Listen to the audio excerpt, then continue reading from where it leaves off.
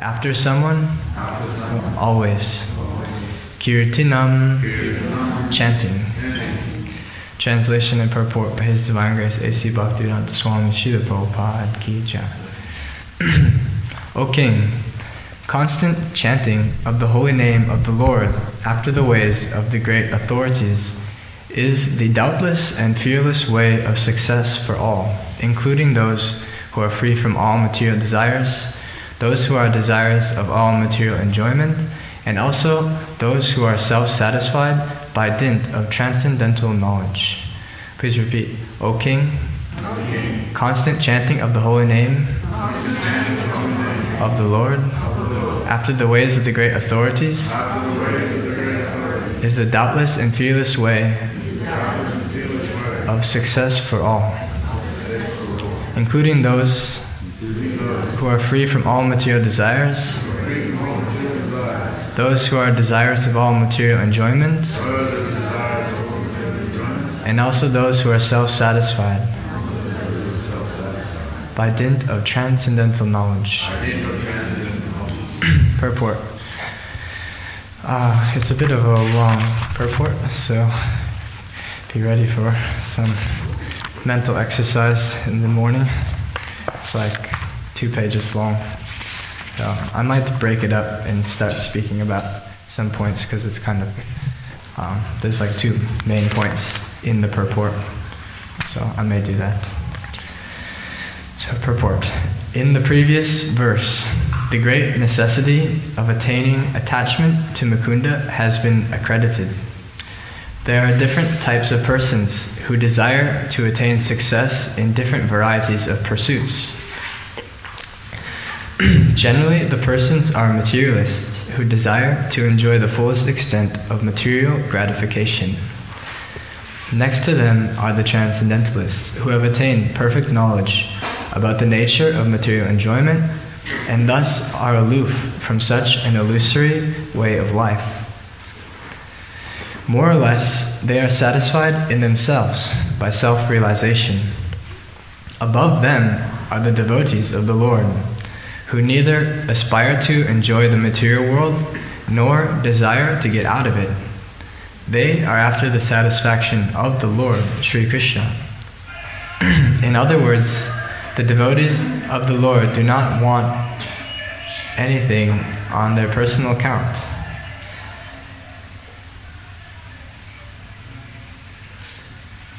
If the Lord desires, the devotees can accept all sorts of material facilities, and if the Lord does not desire this, the devotee can leave aside all sorts of facilities, even up to the limit of salvation. Nor are they self-satisfied because they want the satisfaction of the Lord only. In this verse, Sri Sukadeva Goswami recommends the transcendental chanting of the holy name of the Lord. By fenceless chanting and hearing of the holy name of the Lord, one becomes acquainted with the transcendental form of the Lord, and then with the attributes of the Lord, and then with the transcendental nature of His pastimes, etc.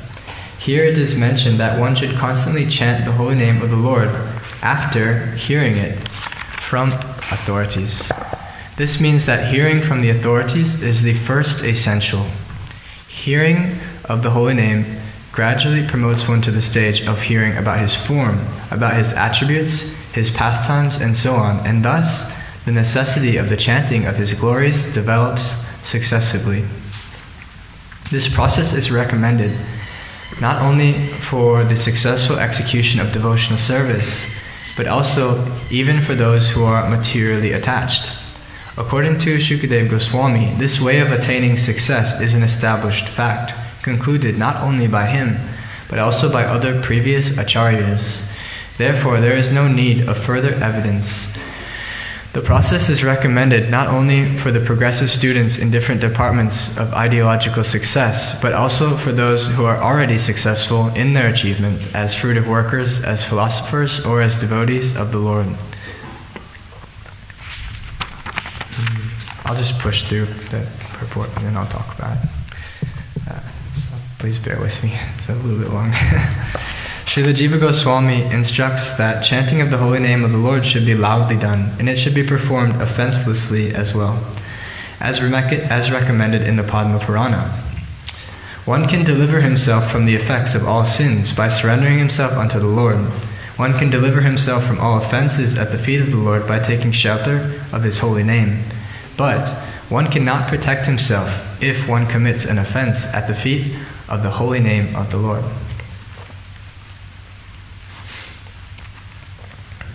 Such offenses are mentioned in the Padma Purana as being 10 in number.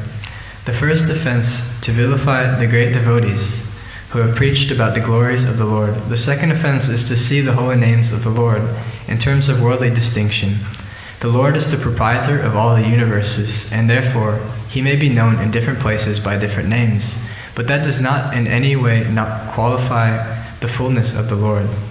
Any nomenclature which is meant for the Supreme Lord is as holy as the others, because they are all meant for the Lord. Such holy names are as powerful as the Lord, and there is no bar for anyone in any part of the creation to chant and glorify the Lord by the particular name of the Lord as it is locally understood. That's a lot of points. They are all auspicious, and one should not distinguish such names of the Lord as material commodities. The third offense is to neglect the orders of the authorized acharyas or spiritual masters. The fourth offense is to vilify scriptures or Vedic knowledge. The fifth offense is to define the holy name of the Lord in terms of one's mundane calculation. The holy name of the Lord is identical with the Lord himself, and one should understand the holy name of the Lord to be non-different from him. The sixth offense is to interpret the holy name.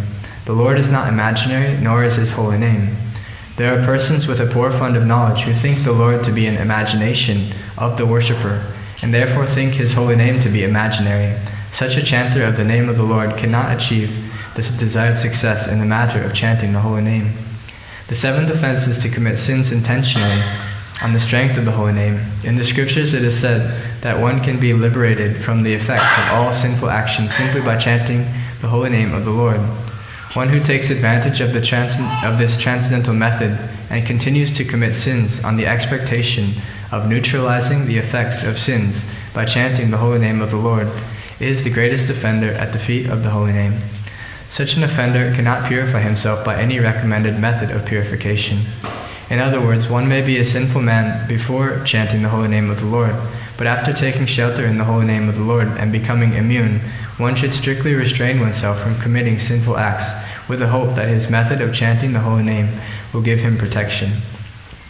The eighth offense is to consider the holy name of the Lord and his chanting method to be equal to some material auspicious activity.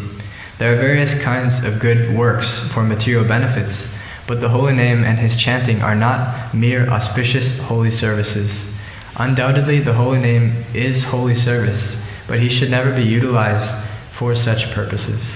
Since the holy name and the Lord are of one and the same identity, one should not try to bring the holy name into the service of mankind. The idea is that the Supreme Lord is the supreme enjoyer. He is no one's servant or order supplier. Similarly, since the holy name of the Lord is identical with the Lord, one should not try to utilize the holy name for one's personal service. The ninth offense is to instruct those who are not interested in chanting the holy name of the Lord about the transcendental nature of the holy name. If such instruction is imparted to an unwilling audience, the act is considered to be an offense at the feet of the holy name. The 10th offense is to become uninterested in the chanting. The 10th offense is to become uninterested in the holy name of the Lord, even after hearing of the transcendental nature of the holy name. The effect of chanting the holy name of the Lord is perceived by the chanter as liberation from the conception of false egoism. False egoism is exhibited by thinking oneself to be the enjoyer of the world, and thinking everything in the world to be meant for the enjoyment of oneself only. The whole materialistic world is moving under the false egoism of I and mine. But the actual effect of chanting the holy name is to become free from such misconceptions. End of the purport. Does everybody get all that down? Is there any questions about that? It's a lot to take in. I can try to break down the purport a little bit. the second part of it, what we were just reading, was giving an explanation to the 10 offenses against the holy name, which we recite every morning in the morning program. And so Prabhupada was breaking those down quite a bit and giving us some nice details about those offenses, some explanations to more deeper than what we recite. So it's nice if you're interested in understanding those more, what we recite every morning. You can refer to this verse to go into it a little bit more. And the first part of this verse was speaking about the concept, or the first part of the purport was speaking about the concept in the verse that there's whether one has material desires or not, they can still achieve success by chanting the holy name of the Lord. And there's different types of people who have different types of desires. Some people have material desires, some people have a desire for impersonal liberation or freedom from all material activity, and some people are beyond that. So that's the karmis, the gyanis, and the yogis, and also the devotees. So that's like the two parts of the purport that I kind of picked up on. So this verse is a continuation of Shukadev Goswami. He's beginning to respond to Maharaj Parikshit.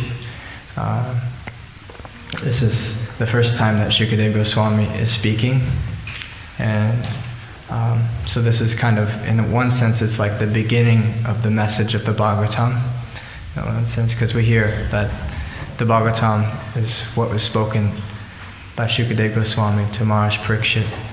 So this is the beginning of the message. The first canto is a bit of like the whole thing, even though it's quite long, it's like an introduction to get us to the conversation with Maharaj Parikshit and Shukadev Goswami. So that's why the title of the chapter, it's not up there, but the title of the chapter, the first chapter, the second canto, is the first step in God realization. And so, and this is the beginning of that chapter, the beginning of the discussion between Shukadev Goswami and Maharaj Parikshit. So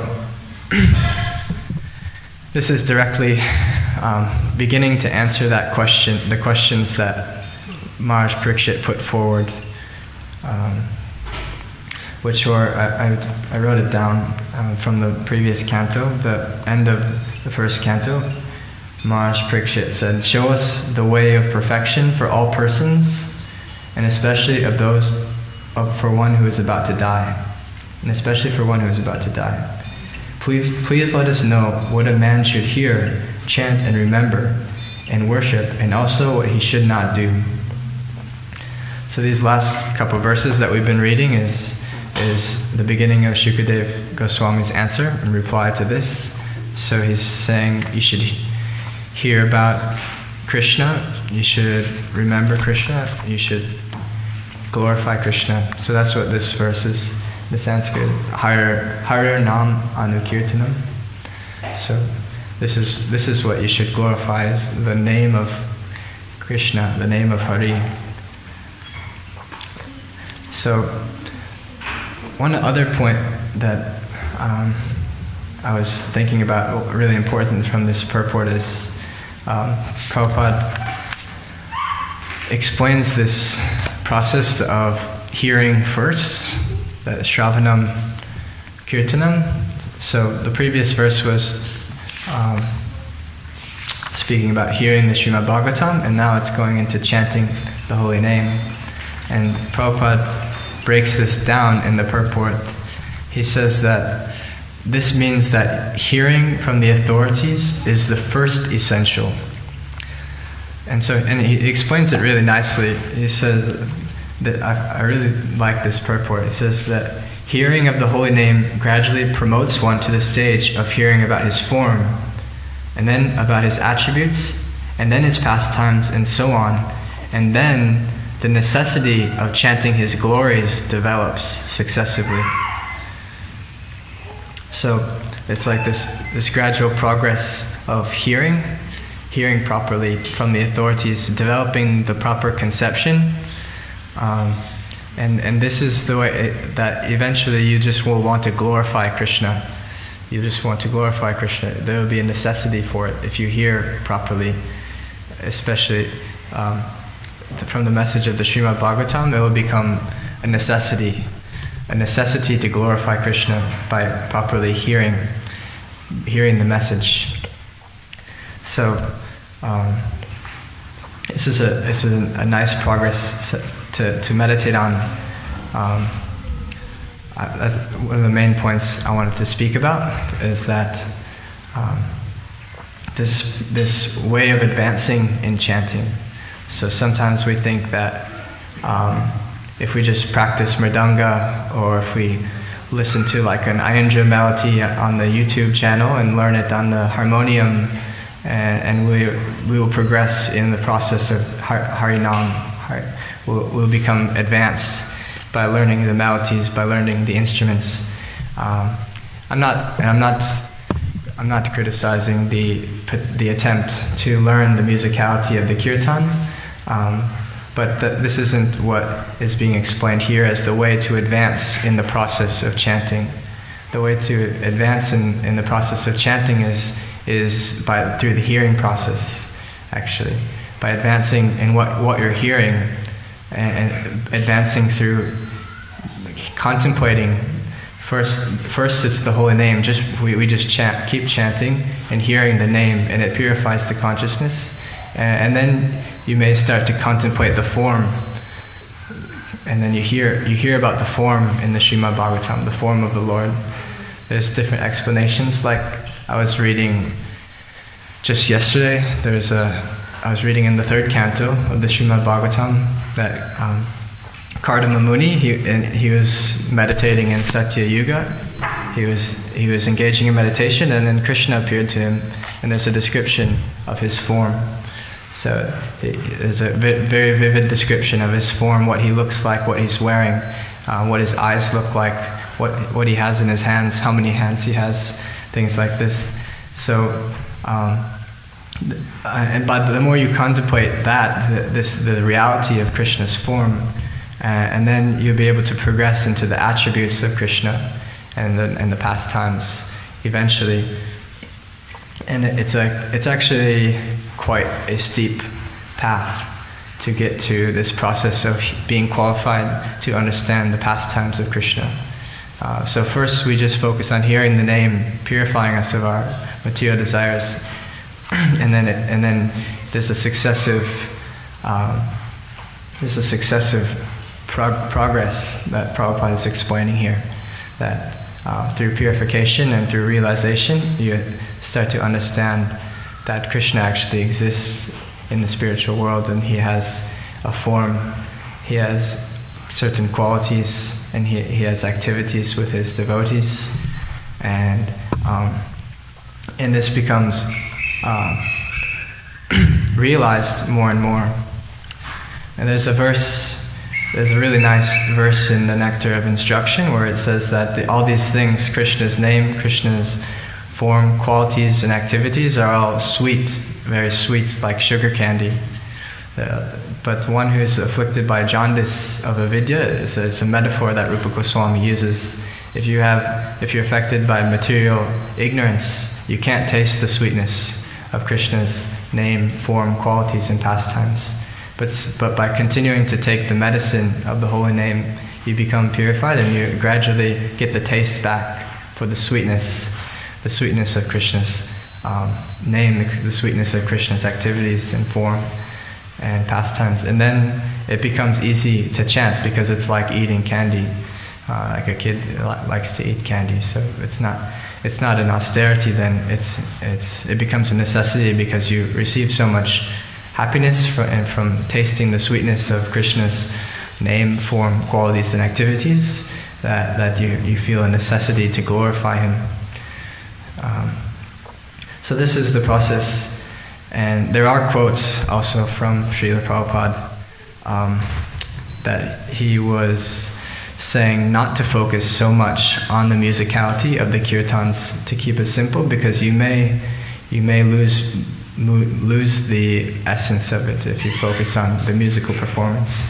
But there is benefit either way. There's a verse in the Bhagavatam that says that even if you chant the holy name of the Lord as a musical performance, there's still benefit, a lot of benefit. But this process of going through the hearing process is actually the means for advancing in the chanting of the holy name. So that's like one of the main points. Does anybody have any questions about this? Any thoughts or comments about this point of how the hearing process enables you to progress in the chanting process? Any thoughts? Questions?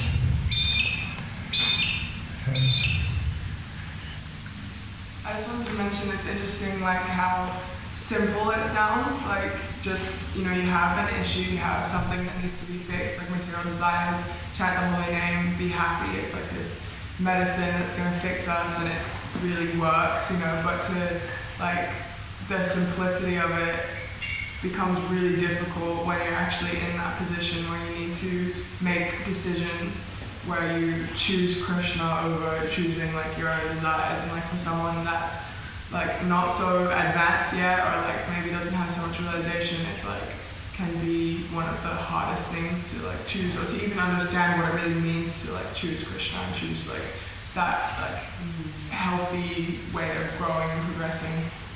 And I was just thinking that, that's why, a massive reason why association like really means everything. You're associating with devotees who are desiring to want Krishna and to like choose that path over like enjoying and sense gratification. So like by association, by like being around devotees, even if you're not at that level yet, like that is what helps you, that is like what makes you inspired to like go and dive deeper and go further. So to like really emphasize like, being on your own, it's like almost an impossible battle, like to choose between like battling the mind and like choosing a higher path, it's like almost impossible, but to be associating with devotees and people who are there. Yeah, thank you for sharing. That's an important point. It's a lot more difficult, when you're battling internally with material desires and the whole challenge of being associated with that material nature, and it's not easy. It's actually the hardest thing to do, to become Krishna conscious in the whole world. So, I like the point that you made, that it's really important to stay in the association of the devotees who have the desire, or at least are cultivating the desire to become Krishna conscious. It's really important. Anybody else have any thoughts about this concept? You mentioned in the beginning how by listening to the mantra, to Krishna's name, you develop desire for glorifying Krishna. I was just wondering how is that connected to different stages, like sadhusanga, bhajanapuriya, anatanjiti, different stages of bhakti. You say the progression that Prabhupada uses here of like hearing the name, then it goes on to like the form and the qualities, and if that has a relationship with the process of that's given in I think it's in the Madhurya Kandambini, that's the progress from sadhu sangha or adashraddha sadhu sangha.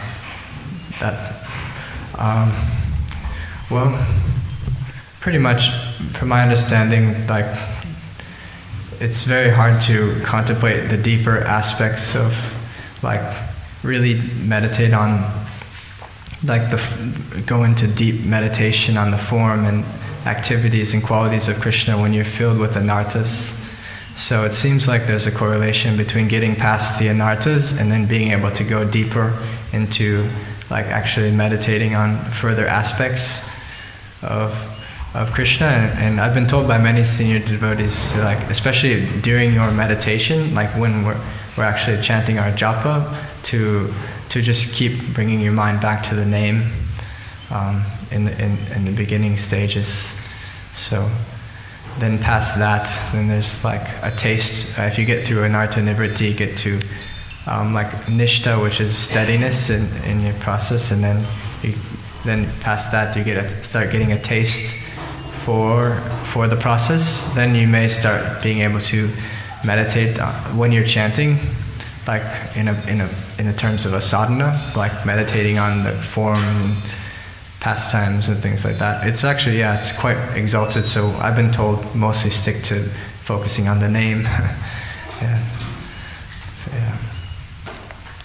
Till purification takes place. Okay. Is there any other questions on this point? Yeah. Can you explain during the kirtan why is the harmonium or the drum or these instruments why we should these instruments and not something else?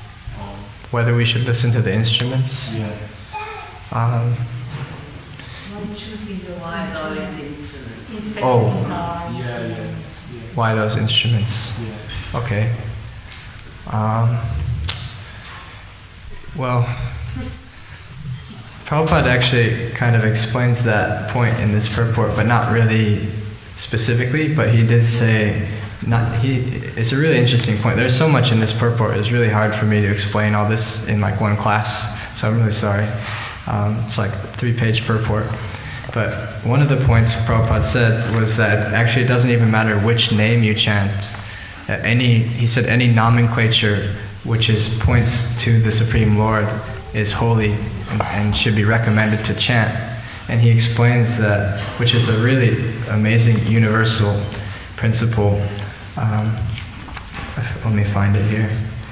He said,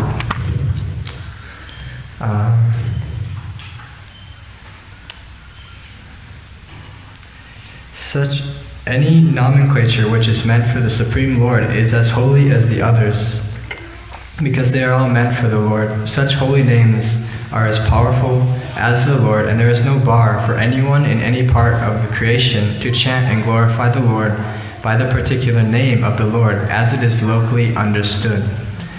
They are all auspicious, and one should not distinguish such names of the Lord as material commodities. So this is explaining even if in different places people glorify the Supreme Lord in different names. So then also they may have different names, and they also may have different instruments of music also. So if there's different cultures, you may go to Mexico and they may play different instruments there, in America, things like that. That's one conception of it, that it doesn't really matter which instruments, more so the mood of glorifying the Lord and simply chanting the holy name with proper understanding and proper consciousness, with avoiding like misconceptions about what you're doing, and by like reading books like Bhagavad Gita and developing a proper understanding of Krishna, and then chanting the name. That's more important than which instruments you use. But then another way to answer the question is that within the temple atmosphere, Srila Prabhupada established a standard of which instruments to use. So he wanted us to maintain a certain standard, a certain culture within our temples. So then, and he established that. The mridanga and the kartals and the harmonium as the main instruments to be used. And there's certain reasons for it, that the tendency of other musical instruments tend to provoke passion, and because they're usually used in the Western world, performance and like concert, and that's a different conception than kirtan. Kirtan is meant to glorify Krishna, not to create a musical performance, so to people to dance to your music, that type of thing.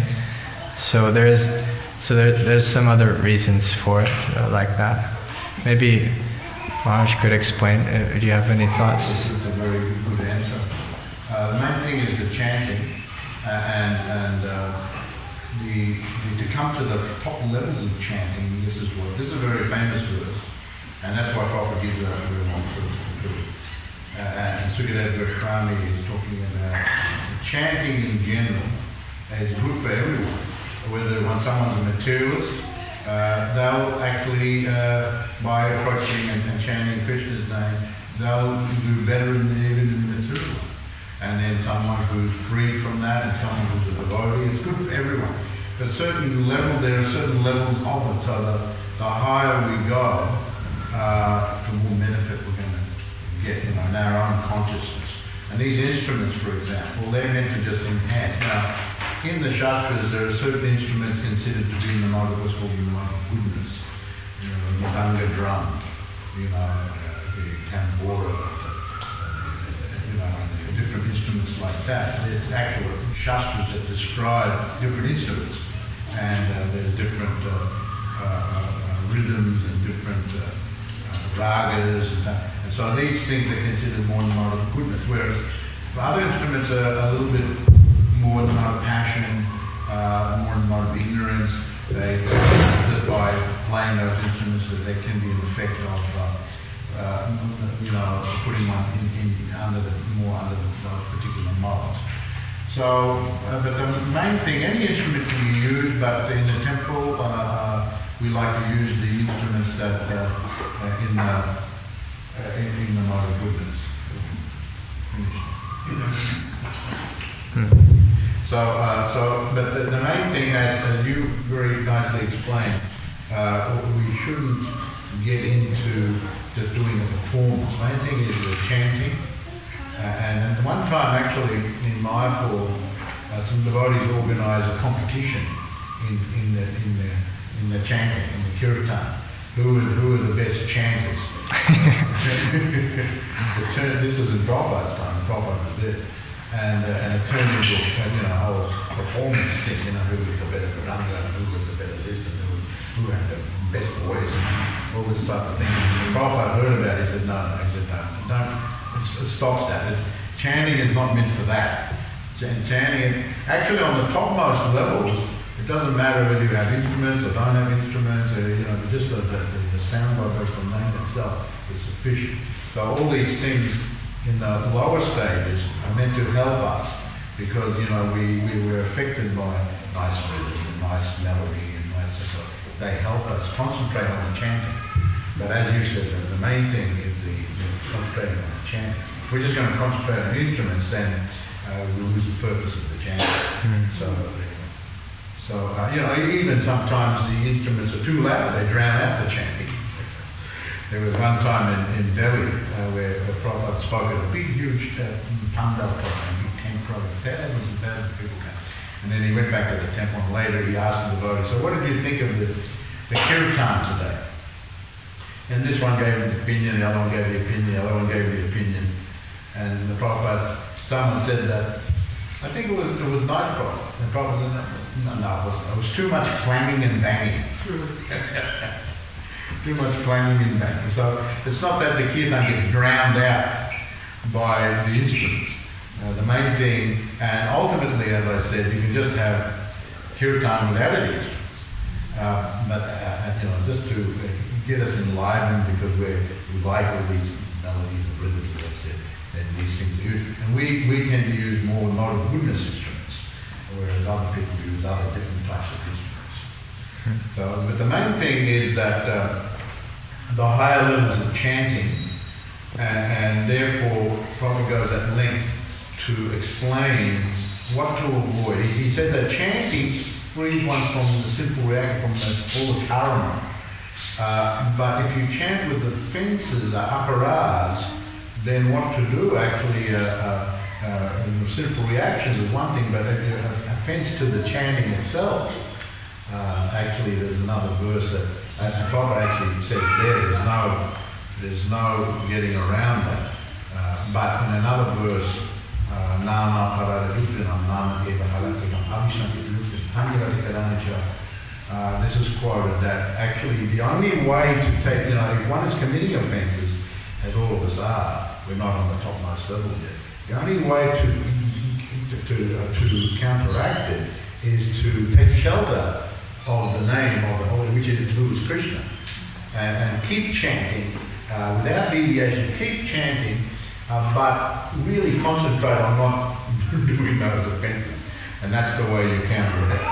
Really don't, without even just concentrate on it. Because I remember one bhakta came to me one time and said, Maharaj, I'm going to stop chanting because, I'm just committing offences and what's the use, I said, well, yes, you can't, you have to be careful. But that's, to stop chanting is not the solution.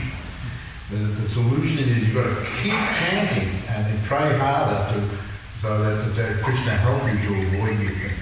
And that's the solution to committing offences. Thank you, Raj. Does anybody else have any thoughts or questions or comments?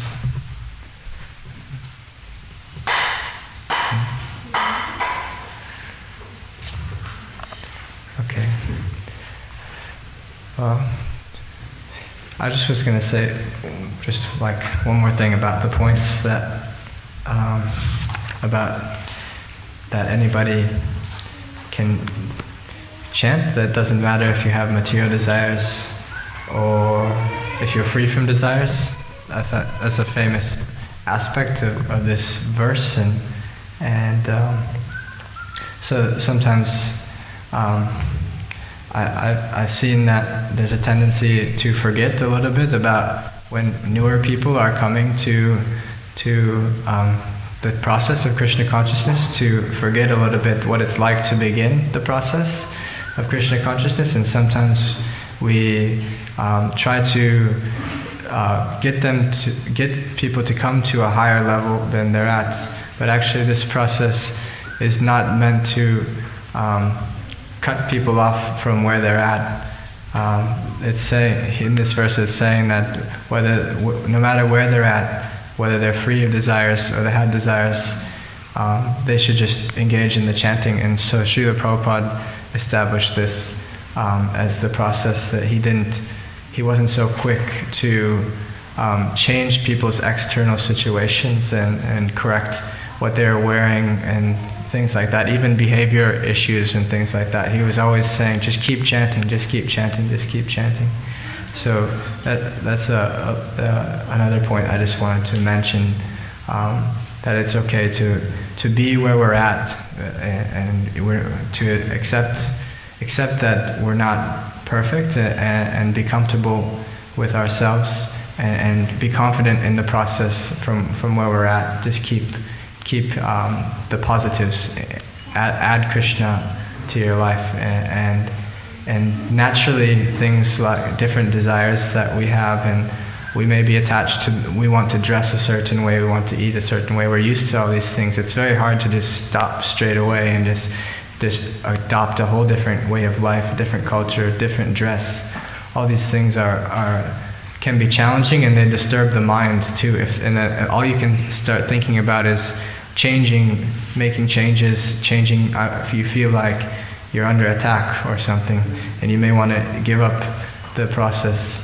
But actually the process is adding. We add Krishna, add the chanting, add the hearing, read the philosophy, read the stories, add them to our lives, and naturally the change will occur, and naturally things will, you'll want to naturally leave things behind and adopt things naturally. There's a verse in the Bhagavatam that says that by engaging in the process of devotional service, then the renunciation of previous activities and things like that happens naturally.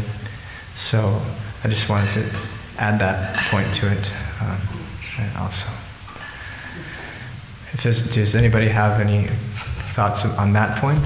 Just the last couple minutes.